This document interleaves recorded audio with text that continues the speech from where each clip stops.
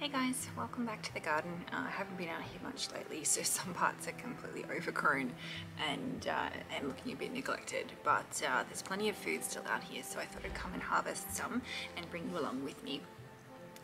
For my Christmas gift this year, I got a food dehydrator. So I've got lots of cherry tomatoes inside. I'm going to be popping some of those in the dehydrator. But I thought I would also try out some other recipes and different things. So let's go and harvest some food, and then later on I'll be heading into the kitchen to try out my new dehydrator. Dehydrating food can be a great way to preserve some of your produce and make it shelf stable. So I've been practicing with different preservation methods.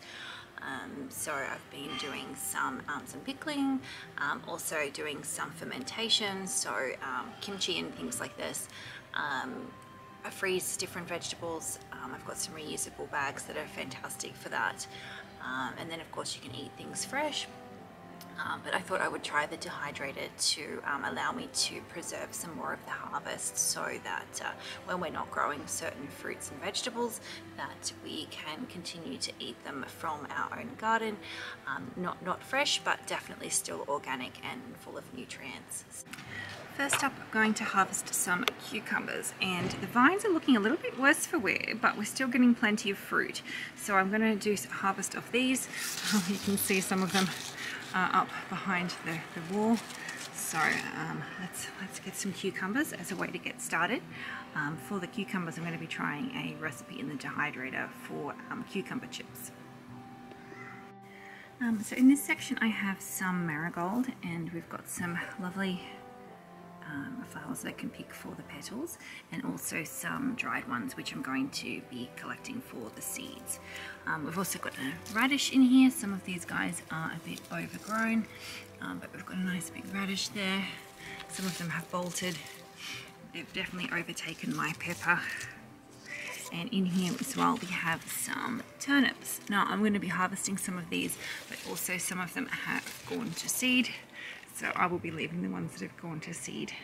The bees are loving these, but that means I can be self-sufficient in turnips once I'm collecting all of my own seeds, so that's pretty cool. Okay, so I've got a couple of large cucumbers, a radish, and some turnips, and I've also got a bowl of marigolds. So we've got some fresh flowers and also some dried flowers where I'll be collecting the seeds. So the fresh flowers I'll be keeping the petals, drying those for tea, and then the dry seeds will mean that I can have marigolds again next year. In this overgrown jungle here, we have a pepper down here. So I'm going to get this one. This is an Advarski variety. This has been completely overgrown by the other plants, but I've still got a fruit here, and it's got some flowers, so it's putting on more fruit. So hopefully I'll have more soon. I'll have to clear this section out so that this gets a bit more sunlight and can perform a bit better. In this pot here I have this really pretty lavender. So I'm going to be harvesting some of these. I've air dried the lavender flowers before, but I'm going to be trying to dry them in the food dehydrator this time.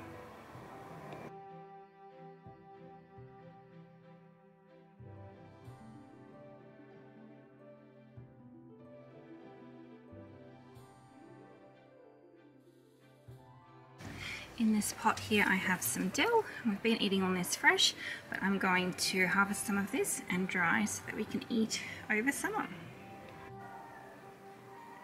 And I also have some kale. So usually I would just kind of blanch the kale and freeze it, but let's try and dehydrate some too.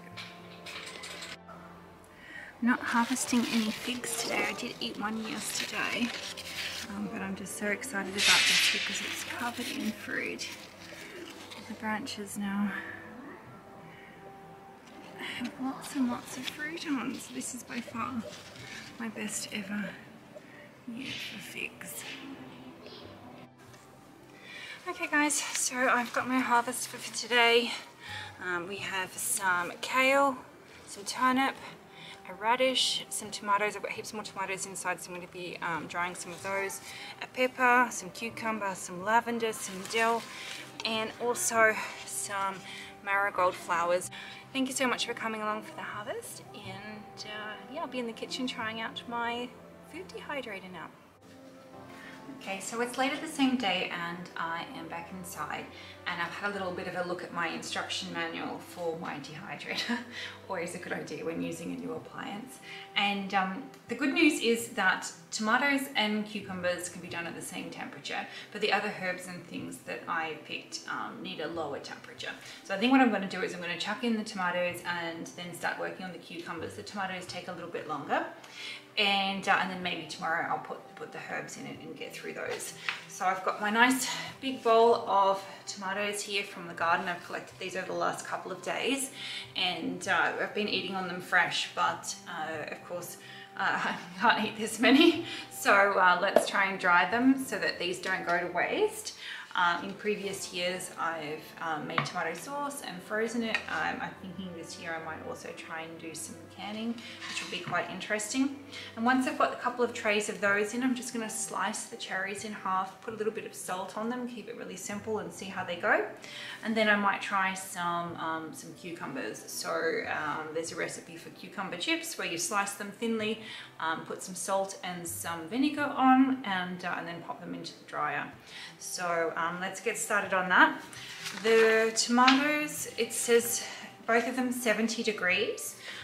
And then for the tomatoes, let me just check. It says about 8 to 10 hours, so quite a long time.